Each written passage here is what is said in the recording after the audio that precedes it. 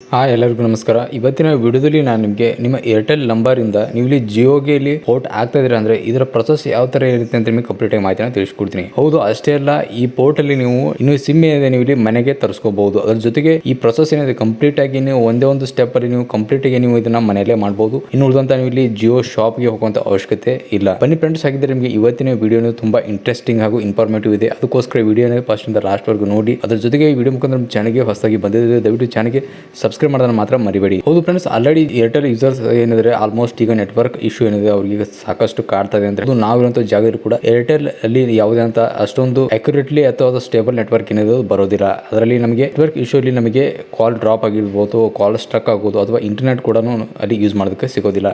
ಹೀಗಾಗಿ ಸಾಕಷ್ಟು ಯೂಸರ್ಸ್ ಏನಿದ್ರೆ ಜಿಯೋಗೆ ಇಲ್ಲಿ ಪೋರ್ಟ್ನ ಆಗ್ತಾ ಇದ್ದಾರೆ. ಹೌದು, ಇದು ಮೇನ್ ರೀಸನ್ ಇದೆ ಅಂತ ಹೇಳ್ಬೋದು. ಇನ್ನು ಉಳಿದಂತ ಇದರಲ್ಲಿ ರೀಚಾರ್ಜ್ ಪ್ಲಾನ್ ನೋಡಿದ್ರೆ, ಇಲ್ಲಿ ಕಂಪೇರ್ ಪ್ಲಾನ್ ನೋಡಿದ್ರೆ ಜಿಯೋ ಮತ್ತು ಏರ್ಟೆಲ್ ಇಲ್ಲಿ ಯಾವುದೇ ಅಂತ ಇಲ್ಲಿ ಚೇಂಜಸ್ನ ಇಲ್ಲ.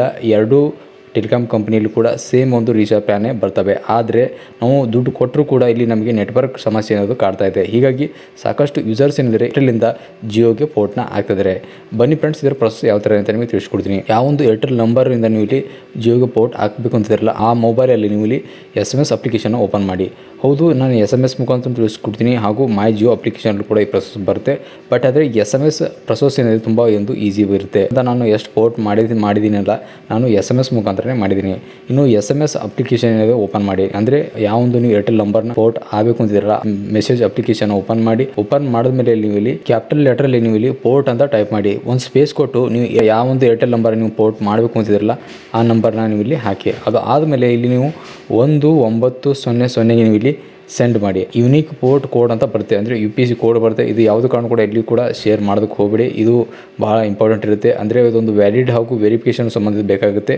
ಈ ಕೋಡನ್ನು ನೀವು ಇಲ್ಲಿ ಎಲ್ಲಿ ಕೂಡ ಶೇರ್ ಮಾಡೋದಕ್ಕೆ ಹೋಗಬೇಡಿ. ಪ್ರೊಸೆಸ್ ಏನಿದೆ ಕಂಪ್ಲೀಟ್ ಆಗುತ್ತೆ. ಅದು ಆದಮೇಲೆ ನೀವು ಇಲ್ಲಿ ಒಂದು ವೇಳೆ ನಿಮ್ಮ ಸಿಮ್ ಕಾರ್ಡ್ ಏನಾದರೂ ನಿಮ್ಮ ಮನೆಗೆ ಡೆಲಿವರಿ ಮಾಡ್ಕೋಬೇಕಂತಿದ್ರೆ ನೀವು ಇಲ್ಲಿ ರಿಕ್ವೆಸ್ಟ್ನ ಕಳಿಸ್ಬೋದು. ಅಂದರೆ ಜಿಯೋದು ಆಫೀಸಿಯಲ್ ವೆಬ್ಸೈಟ್ ಅಥವಾ ಮೈ ಜಿಯೋ ಅಪ್ಲಿಕೇಶನಲ್ಲಿ ನೀವು ಈ ಒಂದು ರಿಕ್ವೆಸ್ಟ್ನ ಅವರಿಗೆ ಕಳಿಸ್ಬೋದು. ಹೌದು, ನಿಮ್ಮ ಶೆಡ್ಯೂಲ್ ಪ್ರಕಾರ ನಿಮ್ಮ ಹೋಮ್ ಡೆಲಿವರಿ ಅನ್ನೋದು ಆಗುತ್ತೆ. ಅಂದರೆ ಇಲ್ಲಿ ನಿಮಗೆ ಜಿಯೋ ಎಕ್ಸಿಕ್ಯೂಟಿವ್ ಬರ್ತಾರೆ, ಅಲ್ಲಿ ಬಂದು ನಿಮ್ಮ ಸಿಮ್ ಕಾರ್ಡ್ನ ಡೆಲಿವರಿ ಮಾಡ್ತಾರೆ. ಅದು ಆದಮೇಲೆ ಇಲ್ಲಿ ನಿಮಗೆ ಕೆಲವೊಂದು KYC ವೆರಿಫಿಕೇಶನ್ ಪ್ರೊಸೆಸ್ ಸ್ಟಾರ್ಟ್ ಆಗುತ್ತೆ. ಅಂದರೆ ಎಲ್ಲ ಆಧಾರ್ ಕಾರ್ಡ್ ಡೀಟೇಲ್ಸ್ ಆಗಿರ್ಬೋದು, ಅಂದರೆ ಯಾವಾಗ ಹೊಸ ಸಿಮ್ ಕಾರ್ಡ್ ಬರ್ತಲ್ಲ ಇದು ಅಷ್ಟು ಆಗುತ್ತೆ. ಇದು ಓನ್ಲಿ ಇಲ್ಲಿ ನಿಮಗೆ 2 ರಿಂದ 3 ದಿವಸ ಒಳಗಡೆ ಇದು ಪ್ರೊಸೆಸ್ ಕಂಪ್ಲೀಟ್ ಆಗುತ್ತೆ.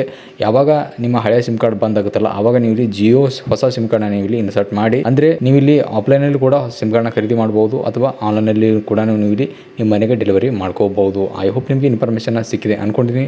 ಇದ್ರ ಸಂಬಂಧಪಟ್ಟ ನಿಮಗೆ ಏನಾದರೂ ಡೌಟ್ಸ್ ಇದ್ದರೆ ಮಾಡಿ ಕಾಮೆಂಟ್ ಪಕ್ಕದಲ್ಲಿ ತಿಳಿಸೋಣ ಮಾತ್ರ ಮರಿಬೇಡಿ. ಮತ್ತೆ ನಿಮಗೆ ಮೀಟ್ ಮಾಡ್ತೀನಿ ಇದೇ ಥರ ಇಂಟ್ರೆಸ್ಟಿಂಗ್ ಹಾಗೂ ಇನ್ಫಾರ್ಮೇಟಿವ್ ವಿಡಿಯೋಸಲ್ಲಿ. ನಮಸ್ಕಾರ.